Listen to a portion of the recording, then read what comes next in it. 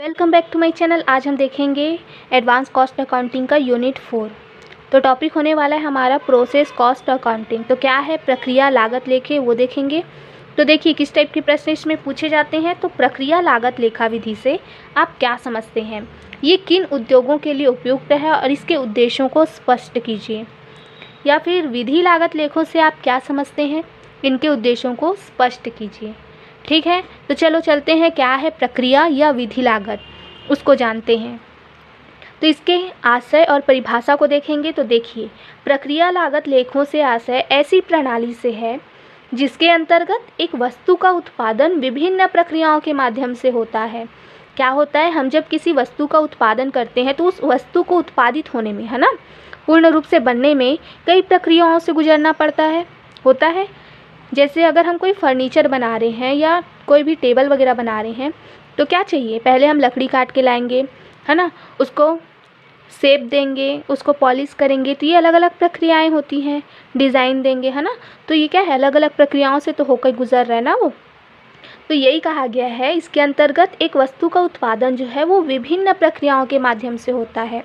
एक प्रक्रिया का माल दूसरी प्रक्रिया के लिए कच्चा माल का कार्य करता है ना। जब कोई वस्तु एक प्रक्रिया से होकर गुजरेगी तो वो दूसरी प्रक्रिया में जब जाती है तो दूसरी प्रक्रिया के लिए वो एक कच्चा माल के रूप में काम करती है, होती है। फिर वो दूसरी प्रक्रिया पूर्ण होती तो तीसरी प्रक्रिया के लिए वो फिर से क्या होती है, कच्चा माल बन जाती है। तो एक प्रक्रिया का माल जो होगा वो दूसरी प्रक्रिया को हस्तांतरित कर दिया जाता है और जब वो अपनी अंतिम अवस्था में पहुंच जाता है अर्थात निर्मित हो जाता है तो उसे तैयार या निर्मित माल कहते हैं और उसे भंडार में भेज देते हैं। तो देखो अगर हम देखें तो साल्स के अनुसार क्या कहा गया है। तो देखो प्रक्रिया लागत लेखा विधि ऐसे उद्योगों में प्रयोग की जाती है जिनमें ऐसी वस्तु का निर्माण होता है जो विभिन्न विधियों से या प्रक्रियाओं से होकर गुजरती है और जिनमें प्रत्येक विधि की लागत जानना आवश्यक होता है। और प्रक्रिया लागत क्या है, यही जो विभिन्न प्रक्रियाएं एक वस्तु को निर्मित होने में लग रही है तो उन प्रक्रियाओं पे उनकी लागत कितनी है, हर एक प्रक्रिया की अपनी अलग लागत होगी। ठीक है, तो इसी को हम क्या कहते हैं, प्रक्रिया लागत विधि। ठीक है, देखो अगर हम वुड के अनुसार देखें तो विधि लागत या फिर प्रक्रिया लागत ऐसे उद्योगों में प्रयोग की जाती है जिनमें बहुत से ऐसे विभाग होते हैं जिनमें उत्पादन की कई विधियां प्रयोग की जाती हैं, वहाँ इसका प्रयोग किया जाता है।